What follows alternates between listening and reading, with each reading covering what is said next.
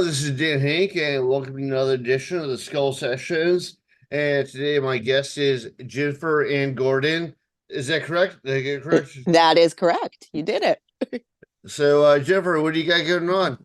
Hey, well, first, Happy New Year. Thanks for having me. Um, I yeah, just I'm figure Jennifer. it's 1 year closer to death. 1 year closer to death. I mean, it's very true.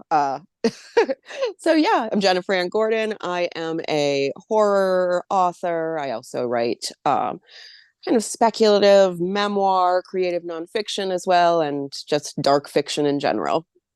Okay. And so, what do you have out right now?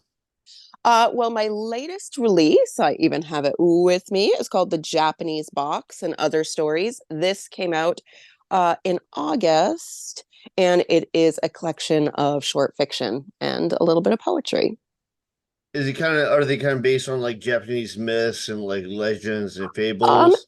it's not actually. The Japanese Box itself is the title story, and it's that got its name from this box that my father gave me when I was a child. And what started as a personal essay about my dad, uh, it got so personal that I was like, I have to fictionalize this because it's too real. So of course I added a ghost and I added all this weird stuff, and it kind of centered around this box that um, sometimes had things in it that the main character didn't recall ever putting in there. Okay, awesome. So is that kind of like like I did like an anthology, and I was like, I tell people everything in it is kind of like Twilight Zone, Outer Limits, Tales from the Crypt, base. So like not every story is the same, but they all kind of follow that theme. Is that kind of what you were thinking, or is it wildly divergent?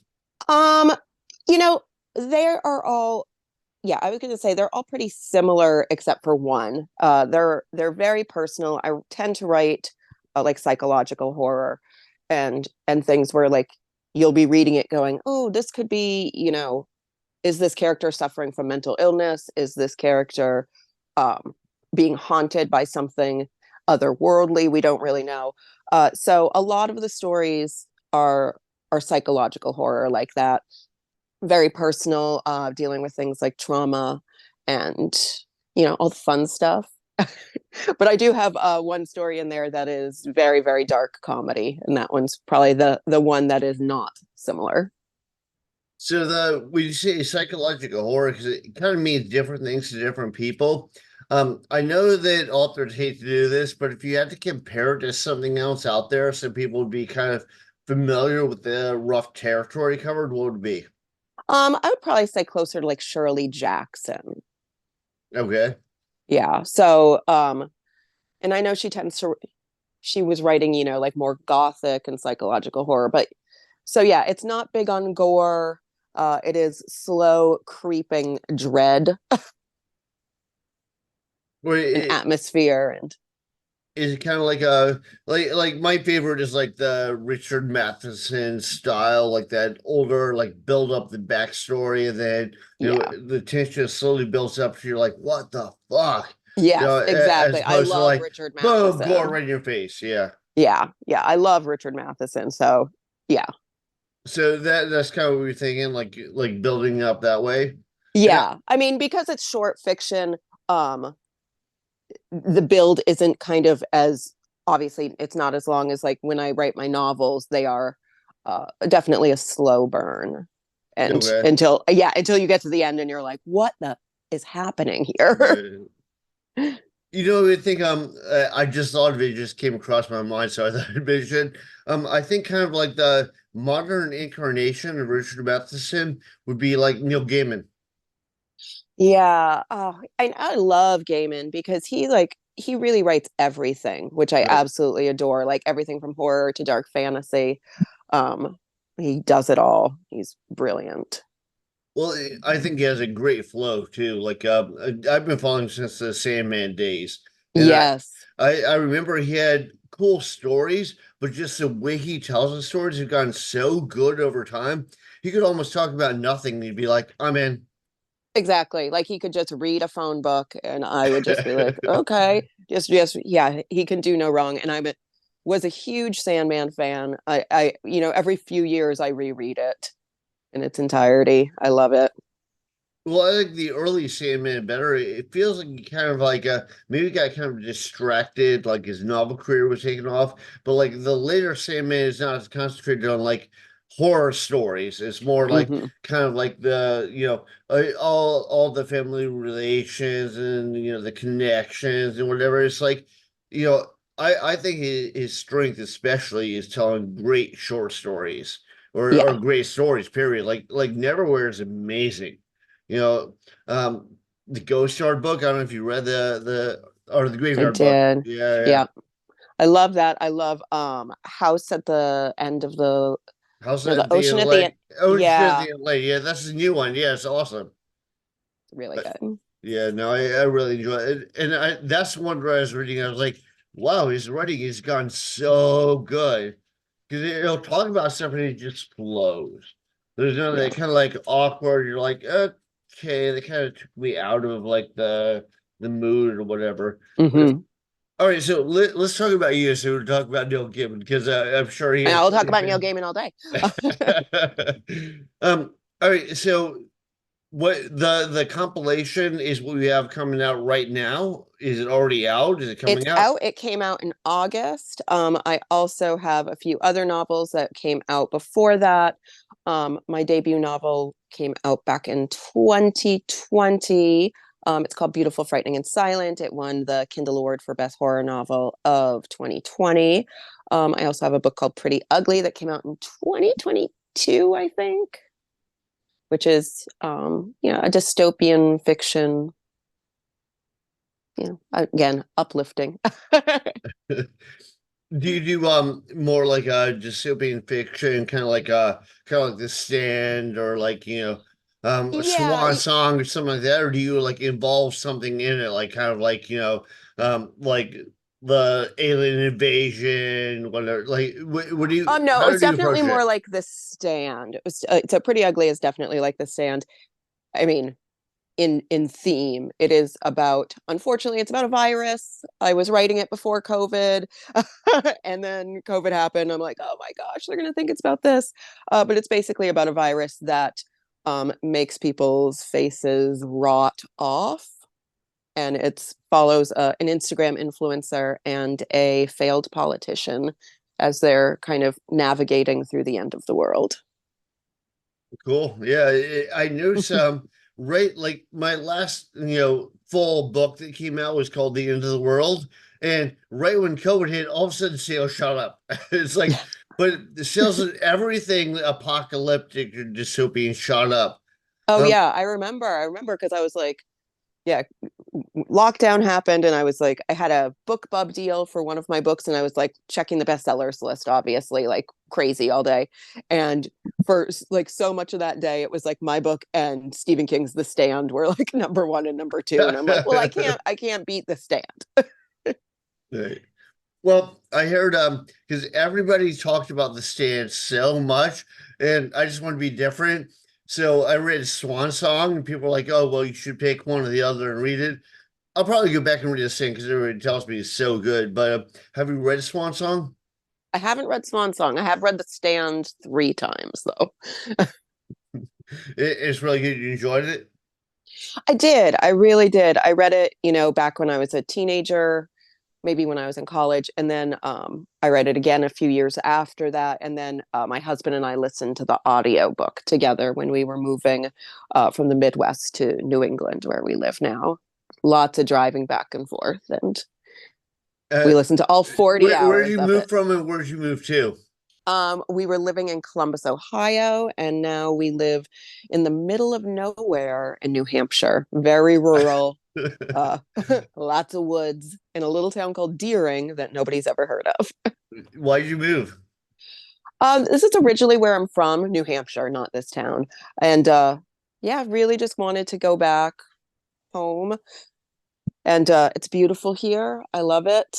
And I do miss the low cost of living that the Midwest had, though. Like, it's definitely more expensive here. Yeah. But it's a little bit more rural, so like you feel like you have a little more freedom. Oh yeah. And I mean, like we can't see our neighbors. We live in the woods. It's, Yeah, it's that's it's awesome. nice. It's nice. Like sometimes we look outside and we're like, "Oh, there's a bear or there are moose in our yard." Yeah, So, so I, we I went from, lived in living in a city to this. I lived in essentially a log cabin for like a year, like on acre of property, and I thought that was amazing. But unfortunately, like you're not near anything, so Exactly. It has its pros and cons. Like when we want to order food, we can't because there are no restaurants anywhere and right. we don't even have a gas station in our town. It's definitely at least a half hour to get anywhere. Going back to the sand for a minute, did you see the Bernie Wrightson illustrated version of the sand? It's like Stephen King, but it's he did the illustrations for it. Oh, I haven't, and I love Bernie Wrightson. I am a huge fan of Bernie Wrightson. His Swamp Thing illustrations back in the day are gorgeous. Well, I think all of his stuff is amazing. He's a huge inspiration on me. Like he did like all those like horror magazines, like House of Yeah. Secrets, whatever. And like if you see a lot of his early work, it's really strong. But I know that he did this is kind of disappointing. Like I saw him at Monster Mania and he had a booth there, and I was like, oh man, I'm a huge fan, love your work, blah blah blah. And he was like, he did an illustrated version of Frankenstein. I don't know if you saw it, but like Yes, the drawings are amazing. They they're blew everyone gorgeous. away. And, it took him 3 years to illustrate that. And like he was selling the originals as he did it just to pay the bills. And it was the most depressing thing ever. He's like, I realized after I did that, that was the best I was ever going to do. So, I just give up. You're like, don't give up. Um, And I then he actually, came back, and like when he yeah, came back, that's when he did the illustrated version of the sand, which is still really good. I mean, Bernie Wrightson on his off day is still better than most artists. So, of course, of course, yeah. And I actually, I used to own a comic book store, and we had a framed piece from the Frankenstein, an original. We owned oh one. wow, I'm sure that's worth crazy money now. Did you I sell don't it? have it anymore. Uh, yeah, an original page by Barry Winston Smith, and I remember I bought that for like I think like I saved up forever and I bought it for like no $125. And to me that was a fortune, but this is also Yeah. like 89. And then at one point I was broke and I sold it. You know what's that same page? I've seen it because I looked it up. That same page is 5 grand now. I know, like when I kick myself, I had a lot of original art, but I mean, as you know, like starving artists, you buy these amazing things, and I always tell people, I'm like, well, when you own a comic book store, you can never really keep everything you own. Yeah. Everything's for sale, so I don't own any original comic art anymore. But Yeah, an original comic. I remember the first appearance of Wolverine, you know, oh, good, and yeah, now that'd be worth so much money, but of course they sold it for way less. But you know, yeah. um, all right. So you said you have a back catalog, but you initially owned a comic shop. So what got you started writing stories? I think I had the original idea for Beautiful, Frightening, and Silent way back when I was in college. I had this core story, and I thought I was going to write a play, and but then I realized like I wanted it to be this like slow burn ghost story, haunted house, and it wouldn't have really worked at that time as a play because I wouldn't have had the resources to make it look as good as I wanted to in my head. So it went from being a play, and then I dabbled with it years later. I thought maybe it's a graphic novel, maybe it's not like, but I couldn't find the perfect artist for it. And then eventually, I feel like the story got it was just like I was tired of it being in my head. I had to get it out, and so one day I just sat down and I thought, okay, maybe it's a short story, maybe it's a novella. I didn't know. And that's how my first novel was born. Okay, and I remember like when I wrote my first book, I thought the hardest thing is going to be writing it. The hardest thing is actually getting someone to publish it. Yes. So how did you go about that, and what did you pick as a publisher? Well, it's a publisher that is no longer in business. Thankfully, and I can't really say too much about that, but I did go with a small press. Um, and then Yeah, they there are obviously probably a couple went, you could talk shit about that are like really bad, like damnation books. yeah. I can't say no bad about them, but go ahead. I know. I'm like, I legally can't say anything bad about them. Um, because I had to sign an NDA to get out of my contract. Uh, So, but they at were least you not got great. out. At least you I got know. out. Yeah. I got out before they folded. So I got the rights back and everything. So yeah, I was with a small press, and then I self-published because like the book was up for a bunch of awards, and I couldn't just have it nowhere. So I ended up being self-published. Um, and then the Japanese box and other stories is with another more reputable small press called Last Waltz Publishing. And I adore them. And then I have a book that's out on sub with my literary agent. So like I kind of do like a little bit of everything. But yeah, the finding somebody to publish your work is the hard, slow process. Yeah. And and I thought like when I finally got an agent, I was just like, oh, it's gonna be easy now. And I'm like, What's your nope. experience been with agents? Because some people hate agents.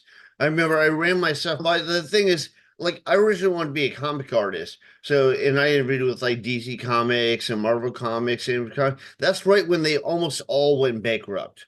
Yeah. So, like, everybody just wanted you to do their properties, and I said I won't do that. So, I started doing illustrated novels. But I remember it was really hard to get, you know, get it pitched as like a novel with some illustrations in it, because like I guess people consider that the thing of the a past era and not the current era or whatever. Mm-hmm.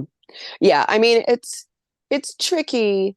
I mean, I love my agent and I let her kind of handle obviously all the business aspects of things. So I love that. Um, but it's just a different ball game. Like especially when you're writing and thinking of it going towards like the big four publishers. Like it's tricky because like I went from being very indie horror, just write what I want to read. And now there's just more people in the picture going, okay, let's think about writing in a more commercial way, Right.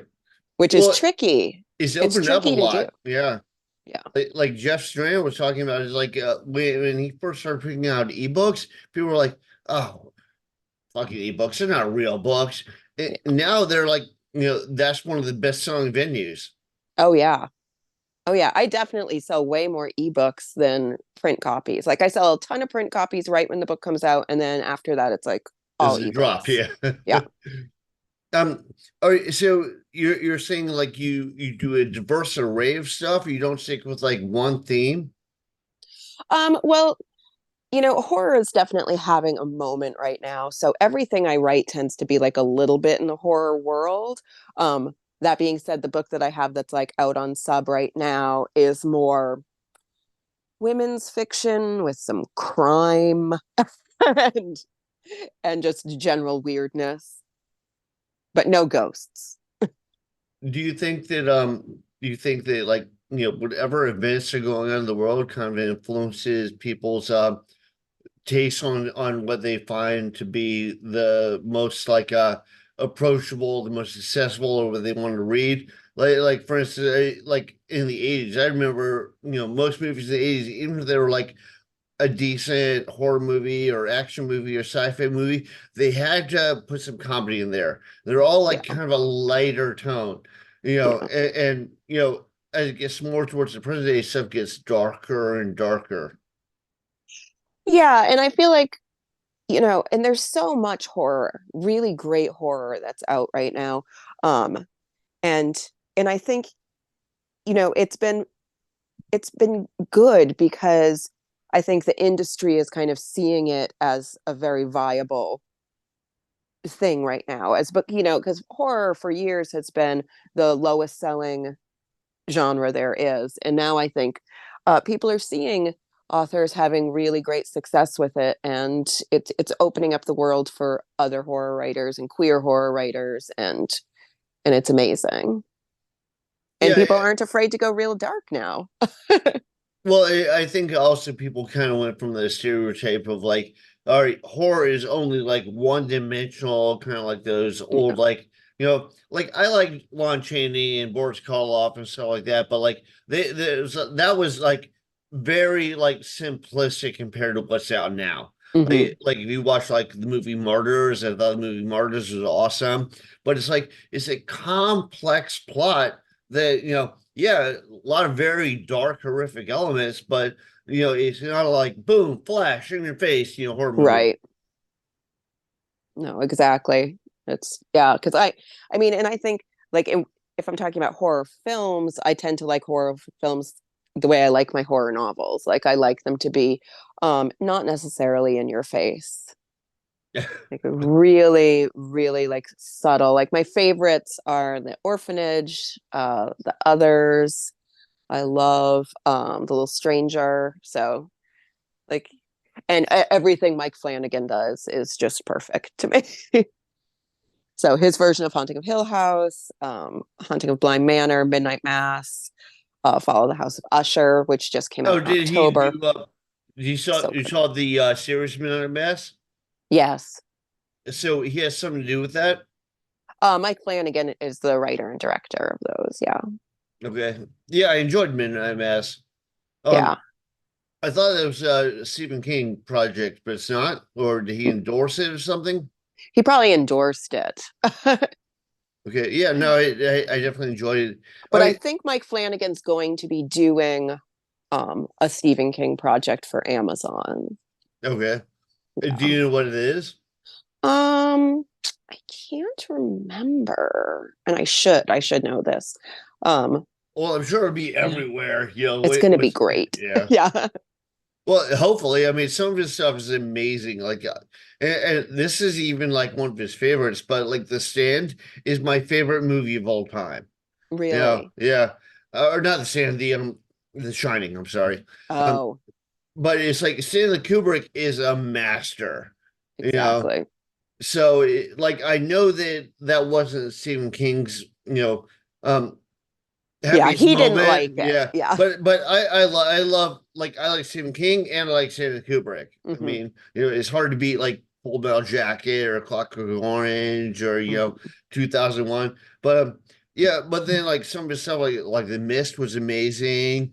I even like Dreamcatcher, but I mean he's done some horrible one. Well, he probably didn't do one, but like Maximum Overdrive was horrible. Tommy Knockers Yeah. is horrible. Oh, Tommy Knockers is so bad. So bad. I know it's hard to like read the Tommy Knockers and then read something like Salem's Lot, and you're like, how is one of them so good? And then the Right, Tommy right. Knockers is just dreadful. But I mean, look, he's written, 80 books or something like that, like crazy amount of, yeah, you're bound to have a couple clunkers. Right, right. Well, I mean, even his clunkers probably outsell most other Of course. others, so it's fine. Exactly. All right, so let's go back to you for a moment. So some people I've noticed, especially like the more modern writers, especially the people who you know, I guess they independently publish or they do a lot on like kind of like the Kindle modern audience grab the reader sort of thing. They love to do first person. And I remember that was hugely looked down on back in the day. Like I enjoy first person because So I'm a do big I. fan of Lovecraft and Lovecraft used that and that kind of inspired me. But I know a lot of people look down on that, but now a lot of people do it.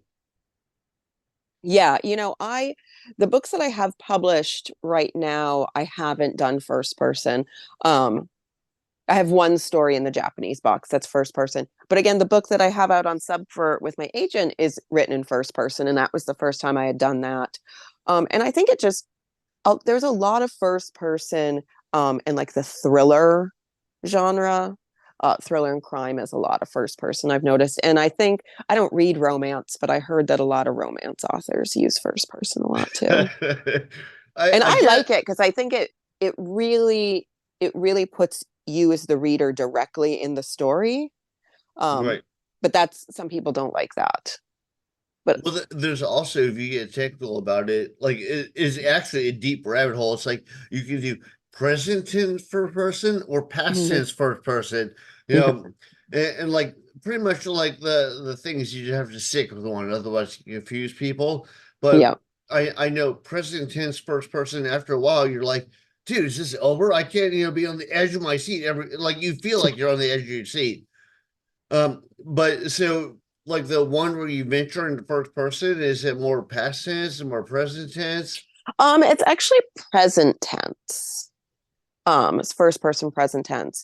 But it's not like it's women's fiction with crime, like a side of crime, I always say, but it's not a thriller, so you're not going to be really tense the entire time.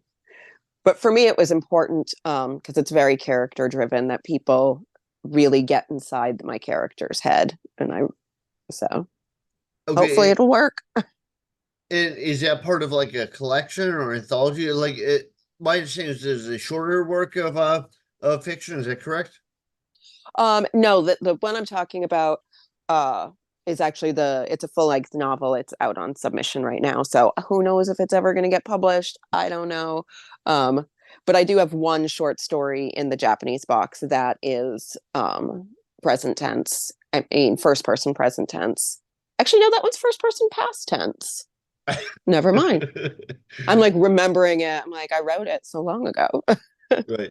Well, I can't, not get into his memory. My memory is horrible. So, like, people come up to me and say, "Hello, you remember me?" I'm like, "I met them 10 years ago." So, like in my Yeah. head, I'm going, no." But I'm like, "Hey, dude, what's up?" And like, I'll try and like do that, like like indescriptive, like dude or hey man or whatever. Yeah. Sometimes I get called out on it though, and I'm like, "Fuck." Yeah. Like they knew I didn't know who they were. Yeah. So I've been a dance teacher for the past 13 years now. So I meet a lot of people. I've had a lot of dance students over the years. And I always have to remember that, like, I'm their dance teacher. So Right. they remember me. I've had, hundreds and hundreds of students. So when I'm like, it's hard sometimes to place people. Like, you're like, I know I've danced with you. Well, I Don't have know your almost the name. same like kind of thing. I'm a tattoo artist, so I'll tattoo people, and then 8 years later, they're like fat. They have grew a beard, and they're like, "Hey, man, what's up?" I'm like, hi." You'll probably recognize the tattoo, but maybe not the Yeah. person. Well, they go, "Hey, you remember did this with me?" And I'm like, "Oh yeah." But all right, so let's get back to you. So, where can people find your stuff? Do you have like a website? Do you have an Amazon author I page? do. I do. I have an Amazon author page, but the easiest place to find me everywhere is to just go right to my website, which is jenniferannegordon.com. That will have links to my books on Amazon, bookshop.org, everything. As like my press stuff is up there.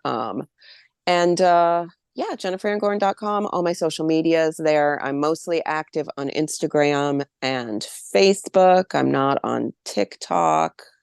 I mean, I technically am on TikTok, but I don't do the TikTok. Well, I So think sometimes like, it's just videos of my dog. well, I think like, because it's all videos is really what he gets across. Yeah. But I've noticed some people like Jeff Strand he did a imagining of Attack of the Killer Tomatoes. Sees himself holding the book and he pelted by tomatoes. So I mean, there's clever stuff you can do on it. Yeah. I haven't figured it out, but I'm just saying there Oh, there I is. know. I know. And people do so well with it. And I'm just like, oh, I guess to me, I'm like, I don't need another social media platform. Like, I don't have enough time. Yeah, no, my girlfriend gives me shit all the time. She's like, "Oh, you do too much. You do too much." But all right, so do you have is it just books out? Do you have like, are you in anthologies? Are you in like like what else are you in? Yeah, I don't do too much short fiction, but I do have a short story in the book House of Haunts that just came out with Water Tower Hill Publishing that came out in October. I have a few personal essays that are going to be out in an upcoming book called Letting Grief Speak, Writing Portals for Life After Loss by Diane Zinna. That's coming out in 2024 sometime with Columbia University Press. I'm not exactly sure when that's coming out, but yeah, I'm slowly getting out there with some short fiction. So if people want to keep up on what you're putting out, should they check out? Do you have like a website, and that's where you have the latest info updated on? Yep. Just go right to my website, jenniferanngordon.com, or follow me on Facebook or Instagram. The links for that are on my website as well. Okay, awesome. And do you have anything else you want to promote? Like anything else you want to put out there? Oh, I do host a podcast. It is called Vox Vomitus. I host it with the author Allison Martine.